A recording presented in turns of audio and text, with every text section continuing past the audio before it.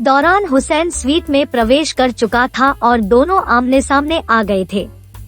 फिर भी वे दोनों मोबाइल फोन पर ही उग्र बहस कर रहे थे। हुसैन के साथ उसकी हाईली एजुकेटेड पत्नी नसरीन थी। वह दोनों दोस्तों को कुछ कह सकती थी। उसने पहले उसके पति हुसैन के हाथ से मोबाइल फोन ले लिया और फिर इश्तियाक के पास जाकर कुछ भी बोले बिना मुस्कान के साथ हाथ बढ़ाया। इश्तियाक ने किसी प्रतिकार के बिना अपना मोबाइल फोन नसरीन को दे दिया। बाद में नसरीन ने दोनों की ओर देखते हुए कहा कि आप दोनों आमने सामने आ जाने के बाद भी मोबाइल का उपयोग करते हो, इसलिए आप दोनों को प्राइज मिलना चाहिए। अब मोबाइल दूर रखकर बातें कीजिए। और हाँ, मोबाइल के उपयोग के बिना भी आप दोनों इतनी ही गालियाँ तो बोल ही पाओगे जितनी आपके दिमाग में स्टोर हुई है। So now start your word fights again with full energy. Best of luck. आपको मोबाइल के बिना शांति नहीं होती तो आपके ढाई पलों को मैं इसे आपके फोन में कैद कर देती हूँ। ऐसी स्थिति में भी इश्तियाक और हुसैन के चेहरे पर स्मित आ गया। उन दोनों ने नसरीन को थैंक यू कहा और मोबाइल पर आधी रह गई बात को फिर से शुरू की। तब उसका ध्यान तो नहीं गया, लेकिन नसरीन अपने मोबाइल में सच में उसकी चर्चा को रिकॉर्ड करने लगी थी। इश्तियाक ने शुरुआत की, तू ऐसा क्यों कहता है? हेलो दोस्तों, बहुत बहुत स्वागत है आपका हमारे YouTube चैनल नोवेल्स इन हिंदी में। दोस्तों, वीडियो को अंत तक पूरा देखें, लाइक करें और चैनल को सब्सक्राइब जरूर करें और बेल आइकन को प्रेस करना तो बिल्कुल मत भूलना, ताकि आपको सभी वीडियो की नोटिफिकेशन मिलती रहे। चलिए दोस्तों, बिना समय गवाए आगे की कहानी शुरू करते हैं। कि अब कुछ नहीं हो सकता, लेकिन तुम अब क्या कर सकते हो? अब तो दिल नवाज को टिकट देने का ऐलान भी हो गया है। उग्र और लंबी बहस चली। अंत में इश्तियाक ने कहा, अभी कितना कुछ हो सकता है? क्या हो सकता है? हुसैन ने कहा, चुनाव की आचार संहिता लगने से पहले ही दिल नवाज की मौत हो जाए तो पार्टी को उम्मीदवार बदलना पड़ेगा। इश्तियाक के शब्दों को सुनकर हुसैन फटी आंखों से उसके सामने देखता रहा। दीदी, दिल नवाज ने मुझसे कहा है कि वह मुझे उसके साथ दूसरी भी एक फिल्म दिलवाएगा। मयूरी उसकी बड़ी बहन मोहिनी के साथ बात कर रही थी। That's great, I am very happy for you. Mohini ने कहा, लेकिन फिर तुरंत ही सवाल किया, तुम्हारी पहली फिल्म कब शुरू होने वाली है? शॉर्ट टाइम में ही शुरू हो जाएगी, ऐसा दिल नवाज ने मुझसे कहा है। तो अब उसे दिल नवाज कहकर बुलाने लगी है? तो सर कहती थी ना, मोहिनी ने दूसरा सवाल किया। नहीं नहीं दीदी, उसके सामने तो मैं उन्हें सर कहकर ही बुलाती हूँ। ये तो तुम्हारे साथ बात करते समय दिल नवाज बोलती हूँ, सचेत होकर मयूरी ने स्पष्टता कर दी। फिर मोहिनी को आगे बोलने का मौका दिए बिना ही उसने कहा, दीदी अब तुम भी बम्बई आ जाओ, अब मैं सेटल हो रही हूँ। अरे मैं वहाँ आ जाऊंगी तो फिर यहाँ हॉस्पिटल का ख्याल कौन रखेगा? बीच में यूएस की लंबी टूर पे गई थी, इसकी वजह से कितना काम बढ़ गया है। I miss you very much दीदी, मयूरी इमोशन हो गई। I miss you too my dear sis. Mohini की आवाज में भी स्नेह था।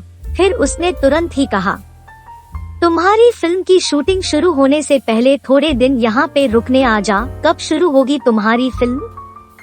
फिल्म शुरू होने की डेट्स फिक्स नहीं हुई। हालांकि अभी तो फिल्म के लिए निरंतर मीटिंग्स होती रहती है, लेकिन बीच में समय रहेगा तो मैं आ जाऊंगी। मयू।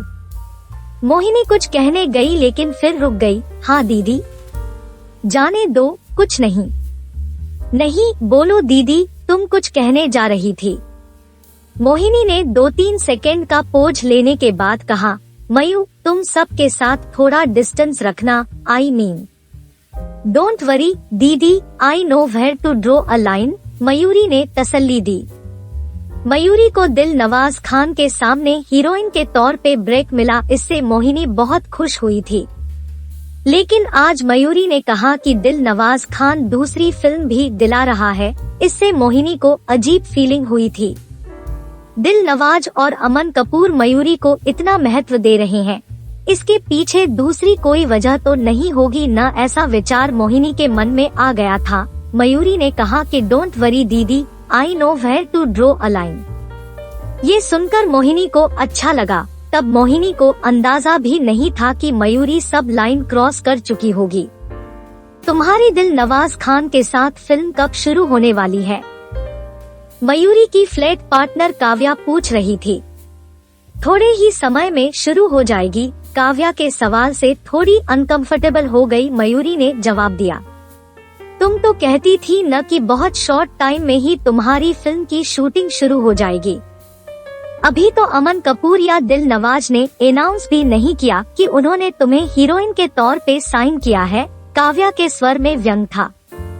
तुम कहना क्या चाहती हो? मयूरी गुस्सा हो गई। उसे अब समझ में आ गया था कि काव्या उससे ईर्ष्या करने लगी थी। काव्या बार बार उसे ताना भी मारने लगी थी, लेकिन मयूरी धैर्य रखती थी। वैसे भी वह अब ज्यादा समय काव्या के साथ रहने वाली नहीं थी। उसे फिल्म मिल गई थी, इसलिए ऑलरेडी वह अपने लिए अलग फ्लैट ढूंढने लगी थी। थोड़े ही समय में वह शिफ्ट हो जाने वाली थी। अरे मैं तो कैजुअली पूछ रही हूँ, तुम इतना इरिटेट क्यों हो गई? काव्या ने बात बदल दी। उस वक्त मयूरी बाहर जा रही थी, इसलिए उन दोनों के बीच आगे कुछ बात नहीं हुई। लेकिन मयूरी के मन में काव्या ने तरंगे पैदा कर दी थी। हमारी फिल्म कब फ्लोर पे जाएगी? प्लेटिनम प्लाजा के स्वीट में। और एक सेशन के बाद मयूरी दिल नवाज को पूछ रही थी। वह आगे भी यह सवाल कई बार दिल नवाज को पूछ चुकी थी। वह उत्सुकता से फिल्म शुरू होने का इंतजार कर रही थी। मयूरी के सवाल से दिल नवाज थोड़ा खिन्न हो गया। अपनी खिन्नता को छिपाते हुए कहा, मैंने तुम्हें कहा है न कि बहुत शॉर्ट टाइम में हमारी फिल्म शुरू हो जाएगी। हमारी फिल्म का अनाउंसमेंट भी नहीं हुआ, मयूरी ने कहा। दिल नवाज को अपनी एक फिल्म का डायलॉग याद आ गया कि चाहे व्यक्ति कितनी ही पावरफुल क्यों न हो, किसी औरत के नजदीक जाने के बाद थोड़े ही समय के बाद वह औरत उसके साथ अधिकारपूर्ण बर्ताव करने लगती है। दिल नवाज को लगा कि यह लड़की उसे सर कहकर संबोधित करती थी, लेकिन उसने ही सामने चलकर उन्हें दिल नवाज कहकर संबोधित करने के लिए तैयार की थी। यह उसकी भूल थी। अरे राइट टाइम पे अनाउंसमेंट भी हो जाएगा, रिलैक्स, दिल नवाज ने बात को शॉर्ट करते हुए कहा। आजकल वो शेखर मल्होत्रा की फिल्म की शूटिंग के लिए रोज फिल्म सिटी जाता है। उसका कोई टाइम फिक्स नहीं होता है, पर वो ज्यादातर सुबह 11 बजे के आसपास घर से अपनी कार में निकलता है। उसके पीछे उसका बिजनेस मैनेजर और एक पीआर वाली लड़की दूसरी कार में निकलते हैं। एक कार में उसके सिक्योरिटी गार्ड्स पीछे आते हैं। उसकी कार में पुलिस का एक कमांडो रहता है, जिसके पास स्टेनगन रहती है। वो चला पाएगा तब तक तो हमारी AK-56 के कई फायर हो चुके होंगे। ड्राइवर के पास कोई वेपन नहीं रहता, ऐसा मालूम पड़ा है। उसने गन लाइसेंस लिया हुआ है, लेकिन वो पिस्तौल या और कोई वेपन साथ लेके घूमता है। वो मालूम नहीं पड़ा है, उसके लिए एक आध दिन और लगेगा। बांद्रा की एक होटल के एक रूम में गैंगस्टर येडा शकील उसके इमीडिएट बॉस को जानकारी दे रहा था। शकील को किसी ऑपरेशन पे भेजा जाए और उसका दिमाग फटके तो वह टारगेट के अलावा 2-4 व्यक्तियों को मार डालता था। वह बाइक या कार लेकर जा रहा हो और रास्ते में किसी के साथ अनबन हो जाए तो किसी को भी आराम से गोली मार देता था, इसलिए उसका नाम येडा शकील पड़ गया था। उसका दिमाग निरंतर गर्म रहता था, लेकिन वह काम में बहुत उस्ताद था।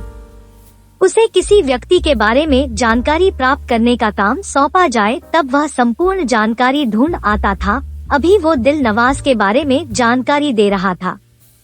उसके पास से सारी जानकारी सुनकर उसके इमीडिएट बॉस ने उन्हें सूचना दी, क्या करना है वो ध्यान से सुन।